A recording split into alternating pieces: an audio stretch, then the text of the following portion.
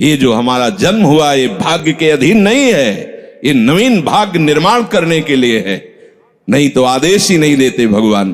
पशुओं को आदेश नहीं दिया जाता क्योंकि वो भाग्य के अधीन है। केवल मनुष्य शरीर को आदेश दिया गया है। किसी देवता को भी आदेश नहीं दिया गया कि आप ये करो ये ना करो, क्योंकि वो वही करेंगे जो उनके सुकृत है, उसके अनुसार बस भोग भोगेंगे। आगे कुछ नहीं कर सकते, नवीन कर्म नहीं कर सकते, न नारकी जी कर सकते हैं, न स्वर्ग के कर सकते हैं। सब अपने अपने परिणाम को केवल भोग रहे हैं। यहां परिणाम उपस्थित करने का अवसर है। आप जो चाहो अपना परिणाम कर सकते हो। आप चाहो नरक जाओ, चाहे स्वर्ग जाओ, चाहे नारायण बन जाओ, जो चाहो कर सकते हो। मनुष्य शरीर है तो ऐसा शास्त्र स्वाध्याय और पंडिताई ज्ञान किस काम का जो भगवत प्राप्ति प्रारब्ध पे छोड़ दे। तो कुछ जन हैं जो शास्त्र स्वाध्याय करके या संतों की वाणी सुनकर इस विचार में आते हैं कि मुझे क्या करना चाहिए, परिवार का पोषण या भगवत प्राप्ति। दो विभाग कर लिए इसलिए खतरा है, निर्णय नहीं कर सकता। और सही पूछो तो दो विभाग है नहीं, एक ही बात है। समझ जाओ तो वहीं वहीं भगवत प्राप्ति हो जाएगी। अब उसके विचार में आता है कि अभी तो ब्याह हुआ है, या अभी छोटे छोटे बच्चे हैं, या अभी बच्चों का ब्याह किया है, अभी नए हैं, क्या जाने संसार का। मेरी आवश्यकता है, नहीं तो संसार इनको परेशान कर देगा। और वो अपने अहम जनित कर्ता भाव से ऐसा बंध जाता है कि निर्णय ही नहीं कर पाता। श्री चरणदास जी कह रहे हैं, ए भाई समझो, जिस कर्तव्य को तुम विसार करके झूठे भाव को कर्तव्य मान रहे हो, अरे माया के दीवाने, अरे हिया नहीं रहना, करना अंत पयाना। यहां से जाना है, यहां से जाना है। ये भूल जाते हैं। माया की ऐसी भूल भुलैया है कि हमें शरीर में राग और शरीर संबंधियों के राग में सुख मिलने लगता है और लगता है कि मैं अविनाशी हूं। वैसे मैं तो अविनाशी ही है, पर विनाशी को लेकर मैं ये भूल कर बैठता है। और जिसको पकड़ा है वो सब विनाशी, सब विनाशी। गो गोचर जहां लग मन जाई, सो सब माया जानो भाई। दुनिया में लाखों का मेला जुड़ा, हंसा जब जब उड़ा तो अकेला उड़ा। समझो, ये माया की चाल है जो तुम्हें समझने नहीं दे रही। अरे भाई समझो, समझो, अरे माया के दीवानों, यहां से हमें जाना है, जाना है। कुछ साथ नहीं ले जाना है, कोई साथ नहीं जाएगा। बस तुम फंस गए हो मोह दलदल में। ये कुटुंब का मोह ऐसा मोह है कि कैसे तुम्हें बताएं।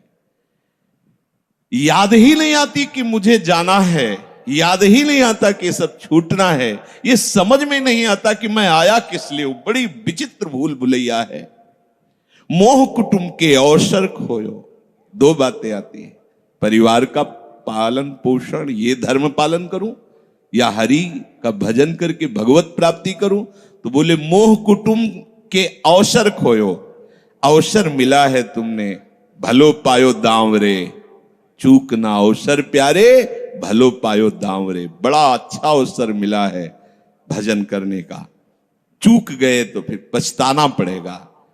हरि की शुद्ध बिसराई। अब वो निर्णय करता है परिवार के पोषण का, क्योंकि मोह ममता है। पीछे का हर बार सत्संग में कहते हैं कि पीछे का रास्ता एकदम बंद हो जाना चाहिए, कि आगे कोई भयावह स्थिति आवे तो लौटने का रास्ता नहीं रहना चाहिए। उपासक को पीछे का मार्ग बंद कर देना चाहिए।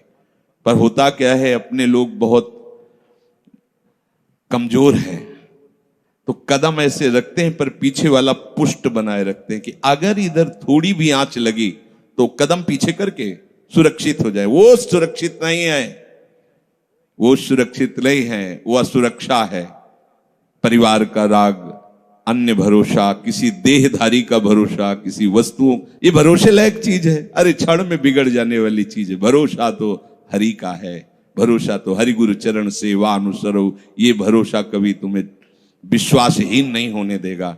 ये भरोसा कभी धोखा नहीं। साधुते हो न कारज हानि, कभी तुम्हारा अमंगल नहीं हो सकता। मोह कुटुंब के अवसर खोयो हरि की शुद्ध बिसराई। अब दिन तो बैल की तरह काम करने में व्यतीत हो रहा है और रात्रि नींद और भोग में समाप्त हो रही है। आठों पहर की 60 घड़ियां बेकार में इसने व्यतीत कर दी। एक क्षण भी शांति से बैठकर विचार नहीं किया कि मेरा जन्म किस लिए हुआ है, मैं क्या कर रहा हूं, और अपना कुशल चाहता है। एक छिन हरि को नाम लीनो, कुशल कहां ते हुई, तब लग कुशलन जीव को सपने हो मन विश्राम। स्वप्न में भी शांति नहीं मिल सकती जब तक भजन नहीं करोगे। बालक अवस्था तो खेल में चली गई, जवानी हुआ तो अहंकार मद छाया, मैं करता मैं भोगता इसमें चली गई। जब वृद्ध आया तो रोग और चिंताओं ने घेर लिया। अब इतना दुखी है कि वो सोच भी नहीं सकता कि मैं इनसे दूर होकर भजन कर लूं। ये जो वो भजन का नाटक होता है, भजन में हम देखते हैं ऐसे ही लगा रहता है, कैसे हो और बढ़िया से, और क्या करें, और मरने का ठौर आ रहा है, और क्या करें, तुम आए हो भजन करने के लिए और में भी फंसे हो, क्या कर दूं, कहां से कैसे व्यवस्था कर दूं। हम ही चला रहे हैं, भले वृंदावन में बैठे परिवार हमारे अनुसार चलेगा, हमारे ही, नहीं तो नष्ट हो जाएंगे। आए हैं वनवास करने के लिए, भजन करने के लिए, पूरा का पूरा प्रपंच दिमाग में पता लगता है। वृद्ध भय चिंताति उपजी, दुख में कछु न सुहाता।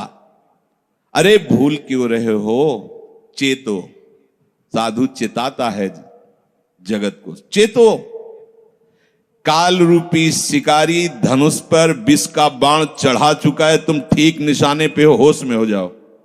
अगर अब कोई तुम्हें निशाने से बचा सकता है तो काल का भी महाकाल हरि बचा सकता है, दूसरा कोई नहीं। आए अचानक बांधे, यम के दूत आकर अचानक बंधन में डाल करके ले जाते हैं। अब वो निर्णय कर रहे हैं, झूठे जग से नेह छोड़कर साचो हरिनाम उचारो। चरणदास सुखदेव कहते हैं अपना भला विचारो, इसी में अपना भला है। तो क्या करें, घर परिवार छोड़कर तुम्हारी तरह बाबा जी बन जाए? बाबा जी बनने से भगवत प्राप्ति नहीं होती। अगर आप बाबा जी बाहरी बात को ले रहे हैं तो उसको समझ लीजिए, बाबा जी बनने से भगवत प्राप्ति नहीं होती, प्रभु के होने से भगवत प्राप्ति होती है। वो आप चाहे गृहस्थ वेश में रहकर बनो या आप विरक्त वेश, 2 मार्ग शास्त्रों ने स्थापित किए हैं, वो प्रभु के लिए। अगर वेश बदल लिया है और परिवार का राग है, भोगों का राग है, संसार की सत्यता का भान हो रहा है कि सब सत्य है, कोई फर्क नहीं पड़ता। वेश परिवर्तन से कोई फर्क नहीं पड़ता। गधे की पीठ में चाहे मिट्टी ला दो, चाहे कबाड़ ला दो, चाहे बेद ला दो, उसको बाहर से मतलब है। शरीर में चाहे लाल कपड़ा पहनो, चाहे सफेद पहनो, चाहे काला पहनो, चाहे नीला पहनो, चाहे पीला पहनो, ये तो वस्त्र है। आपका उद्देश्य क्या हुआ, आपका अपनापन कहां गया, ये खास बात है। कहीं ऐसा नहीं लिखा कि बाबा जी बनने से वो मोक्ष पद प्राप्त, नहीं। जहां संत की बात आएगी वहां लक्षण होंगे, जहां भगवत प्राप्ति की बात आएगी वहां मन का प्रभु में तन्मयता होना, प्रभु में डूबना, प्रभु के चिंतन में मगन होना होगा। वो चाहे गृहस्थ हो चाहे विरक्त हो, दोनों के। एक है कि संसार का व्यवहार पसंद नहीं तो निवृत्ति मार्ग का पथिक बन गया, और एक है कि संसार के व्यवहार को भगवत स्वरूप समझकर, भगवत अर्पित करते हुए अपने को प्रभु का मानकर, प्रभु को अपना मानकर चल रहा है, ठीक वैसे ही भगवत प्राप्ति उसको भी होगी।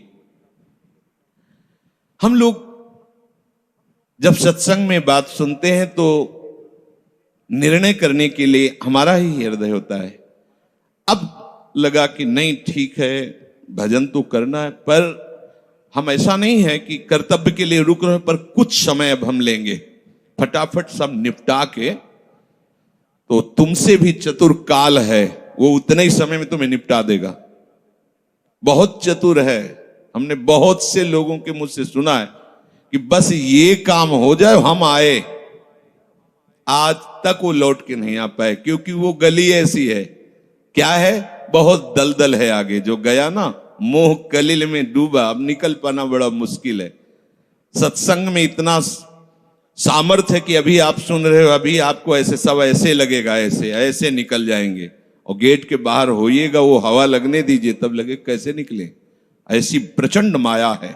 इसीलिए तन ही राख सत्संग में तो मन ही प्रेम रस भेयो, तब मन प्रेम रस में बराबर सत्संग होता रहे, बराबर साधु संग मिले।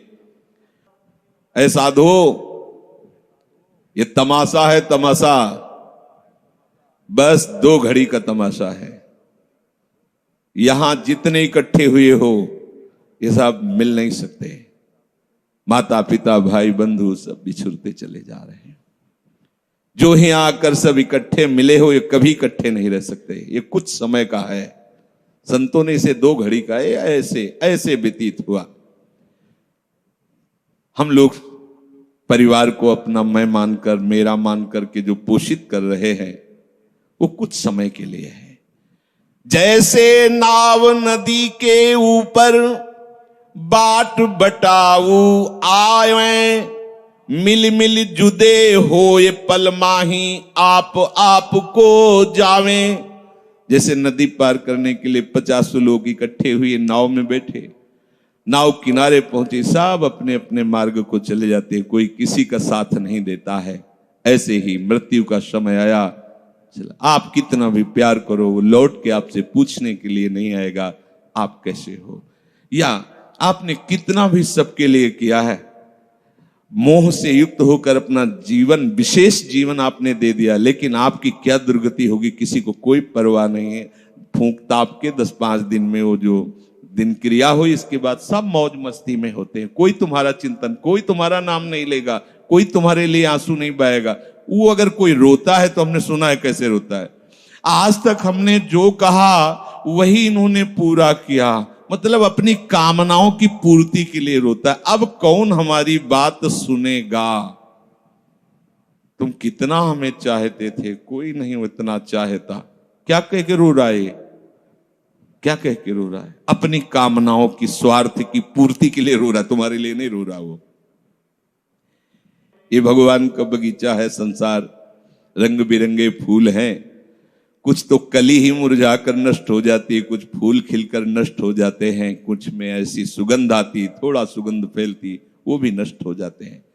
ये बगीचा केवल देखने में सुहावना लगता है बड़ा भयावना। इसमें मृत्यु का तांडव हो रहा है। आप देखो, प्रतिपल मृत्यु भयावा, पर कैसी माया है। सामने वाला पतिंगा जला, फिर भी वो जाके उसी में जलता है। ऐसे फूंक के आ रहे हैं एक को, और उनको ये वैराग्य नहीं हो रहा कि मेरे शरीर की भी यही दशा होनी, मुझे कुछ कर लेना चाहिए। ऐसी कुछ कर लेना चाहिए जिससे हम कालातीत अवस्था को प्राप्त हो जाए। क्यों नहीं कर पाता? दारा सुत संपत्ति को सुख, ज्यों मोती ओस बिलावे, ह्या ही मिले और ह्या ही नासे, ता क्यों पछतावे। अरे भाई, ये पुत्र और परिवार का मिलन और ये सुख ऐसा है जैसे पत्ते में ओस की बूंद, कितने सेकंड में ढल जाएगी कुछ पता नहीं। ऐसे ही ये है। बड़े हर्षित हो रहे हैं, बाजे बजवा रहे हैं, बहुत दिनों बाद लड़का हुआ है, फूले नहीं समा रहे, और काल की अवधि बहुत अलु खत्म। अब वो बूंद जो है पत्ते में गिर गई। अब किस बात को लेकर यहां खुशी मनाई जाए, किस बात को लेकर हम यहां गर्व करें? बहुत सावधानी की जरूरत है। जो यहां मिला वो यहीं छूट जाएगा। आप जब जाओगे तो आपके साथ हरि भजन वो किया नहीं, आपके साथ ही हरि उनको माना नहीं। क्या करो? कुछ दे दे। क्या? सबको सुख देने की भावना, सब में प्रभु की भावना। जो भी तुम्हारे पास मन वचन कर्म से प्राप्त हुआ है वो सबको सुख देने के लिए है, सब में प्रभु है। ये बात समझ में नहीं आएगी। सबको क्यों सुख दें? क्योंकि सुख मिलना है। आप सिद्धांत समझो। आप सबके सुखों को खींच करके उनको दुख देकर सुखी होना चाहते हो, तो वो दुख लौटकर बड़ा भारी रूप रख करके आपको भोगना पड़ेगा। आप दूसरे को सुख दिए तो सुख लौट के बड़ा भारी सुख आपको देगा। ये सिद्धांत समझो ना, पर समझ ठीक है नहीं। तो हम दूसरे को दुख दे करके अपने को सुखी मानना चाहते हैं तो वो दुख बहुत बड़ा रूप रख के आता है और हम दुखी हो जाते हैं। नहीं, आज तक तो सब लोग सुख के लिए ही कर रहे हो तो सुखी हो जाना चाहिए, मतलब गलत है, कहीं ना कहीं सिद्धांत गलत है। सत्संगति को लाभ बड़ो है, साधु भक्त समझावे, चरण दास ही राम सुमिर ले, गुरु सुखदेव बतावे। चरणदास जी कह रहे तुम्हारा परम हितकारी हरि है, उसी से नेह लगा लो, सदगुरु के वचनों पर विश्वास करो, प्रभु के नाम का निरंतर रटन करो। अब ये बात हमारी समझ में आई सत्संग के द्वारा कि हमारे जीवन के जो दो उद्देश्य बन रहे थे कि एक तो क्या करें, परिवार का पोषण करें या हरि भजन करें, तो दो भाव जो बने थे उनको तो मिटार दो, दो है ही नहीं। घर गृहस्थी में जो है बिल्कुल उसे बंधनकारी मत समझो, प्रभु का सब कुछ मानकर नाम सुमिरन करते हुए जो सेवा करो। अरे बड़ा आनंद आता है, आपको लगता है कि बैठकर भजन होता है, बिल्कुल ये मन की चाल है, नहीं होता। मन को भजन में नहीं लगाओगे तो चाहे पड़े रहो चाहे बैठे रहो, भजन नहीं होने वाला। और अगर भजन में लगाओगे तो फावड़ा चलाते हुए भजन होगा। जब नाम का अभ्यास करना था तो नई अवस्था थी, तो गुरुजन हर समय सेवा में लगाए रहते थे। बड़ी बड़ी पत्थर की शिलियां आश्रम में थी, उठा उठा कर उनको जमा कर खोद के बना बराबर करना, तुलसी का बगीचा लगाना, गेंदे का बगीचा लगाना, और वृक्षों को हैंड पैप से भर भर के पानी 100 बाल्टी खूब सींचना खूब, और उसमें भी नाम स्मरण करना।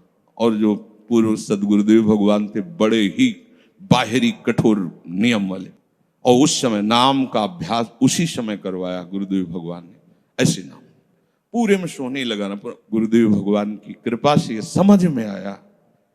तो हमें लगता है कि कोई भी काम करते हुए भजन हो सकता है, कोई भी। अरे जब युद्ध हो सकता है तो और क्या बात है। अब बोलो आपका निर्णय कि मैं परमार्थ में जाऊं या व्यवहार ठीक करूं। हम कह रहे हैं वो व्यवहार ही परमार्थ बना लो ना, भागने की जरूरत कहाँ है। और जब आपकी अरुचि बढ़ेगी, वैराग्य बढ़ेगा, तो तुम्हें कोई रोक नहीं पाएगा, वो तो स्थिति आएगी। और अगर स्थिति के लिए बिना तुम भागोगे तो यहां के वही प्रपंच करोगे, यहां भी वही प्रपंच करोगे, भजन नहीं होगा। तो पहले तो साधक को इस बात को लेकर संदेह होता है कि संसार का व्यवहार करना कर्तव्य है या भजन करके भगवत प्राप्ति करना कर्तव्य। अब उसका सत्संग के द्वारा निर्णय होता है, चाहे शास्त्र का चाहे संतों का, कि नहीं नहीं मुझे तो इस जन्म में भगवत प्राप्ति करनी है। संसार के इन सब कार्यों को तो बहुत जन्मों में किया है, अब इस जन्म में भगवत प्राप्ति करनी है। ऐसा निर्णय सत्संग से होता है। जब ऐसा निर्णय हुआ तो भोग उसे कड़वे लगने लगे।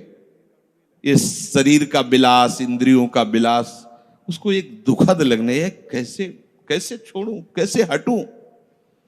अब उसी को वैराग्य कहते हैं। अब उसके अंदर वैराग्य बढ़ने लगा। जब वैराग्य बढ़ने लगा तो वो प्रभु की तरफ चलने के लिए उतावला हुआ। अब उसके सामने प्रभु की तरफ चलने के लिए जो बताने वाले वो शास्त्र हैं और वो संत जन हैं। अब इतने संत जन हैं कि उनकी सबकी अलग अलग साधना है, अलग अलग उपासना है।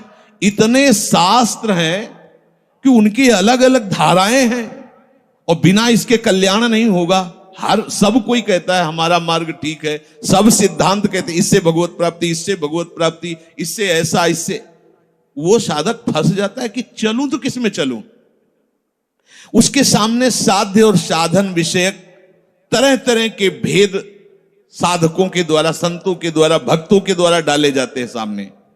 फिर शास्त्र को पढ़ता तो बहुत सी बातें शास्त्र में निकलती हैं। अब वो बेचारा परेशान हो जाता है कि अब मैं क्या करूं। संसार का तो सत्संग के द्वारा समझ लिया कि ये ठीक नहीं, मुझे भगवत प्राप्ति, पर कैसे भगवत प्राप्ति करूं। अब इसका निर्णय करना उस नवीन साधक के लिए बहुत कठिन होता है। परंतु भगवत कृपा का वो जिसने आश्रय ले लिया वो यहां टिकता नहीं है इस संशय में। परमार्थ भगवत कृपा से पुष्ट होता है। सबसे पहले प्रभु हरि को गुरु बनाना चाहिए। वही सबके गुरु हैं। जब हम घर से निकलने की सोच रहे हैं उस समय वो सोच भी गुरु दे रहा है, वो हरि गुरु उस समय सोच भी दे रहा है वही। तो जब हमारी ऐसी स्थिति आती है कि हम निर्णय नहीं कर पाते तो अंदर से प्रभु को पुकारना चाहिए, हे गुरुदेव हरि, आप प्रकट रूप में मिलो और मेरा समाधान करो। अब जो ही वो अंदर से ऐसी दशा में प्रभु की शरण होकर के पुकारता है तो भगवत कृपा उसे सदगुरुदेव के रूप में प्राप्त हो जाती है। ये ओहो, जो मैं खोज रहा था वो मिल गया। वो अंदर से भगवान उसको वहां पहुंचा देते हैं, वो बात सुनवा देते हैं, वो संयोग बैठाल देते हैं, जिससे उसके सारे संशय नष्ट हो जाते हैं।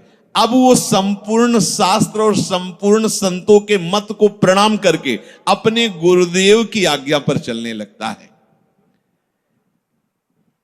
अलग अलग वर्णन है संप्रदायों के सिद्धांत, अलग अलग शास्त्रों की युक्तियां वर्णन है। हम कितनी युक्तियां कितनी चलेंगे तो एक युक्ति में ही।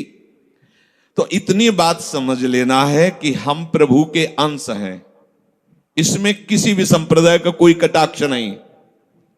जीव प्रभु का अंश है, इसमें किसी भी संप्रदाय की कोई टिप्पणी नहीं है ना, ठीक है। दूसरी बात, संसार भगवान की माया है, सब संप्रदाय है ना, तो इस माया को त्यागना है। बात समझ में आ गई। तीसरी बात है भगवत प्राप्ति करनी है। ये तीन बातें किसी भी संप्रदाय में कहीं भी कोई काट नहीं इनकी। हम प्रभु के अंश हैं, ये संसार माया के द्वारा रचित है। संसार का, संसार के भोगों का त्याग करने वाला ही भगवत प्राप्ति की योग्य होता है। भगवत प्राप्ति करना हर संप्रदाय का लक्ष्य है, चाहे उपासना कुछ भी हो। संसार का त्यागना हर संप्रदाय का लक्ष्य है।